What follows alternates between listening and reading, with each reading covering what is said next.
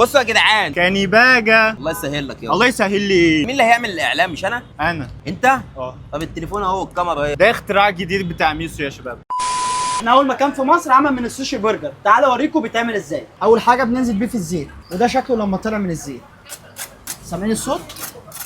هنفتحه مع بعض. هو 3 انواع. وده صوص سبايسي مايو. بعد كده ننزل بالترياكي صوص.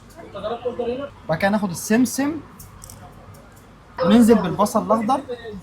وده الشكل النهائي للسوشي برجر. السوشي برجر دوت نازل بثلاث اطعمه مختلفين، كابوريا وجمبري وكمان سلمون. ده اختراع جديد ميسو لسه عامله، فعايزينكم تدوقوه كده وتقولوا لنا رايكم فيه. افتح بقك بقى.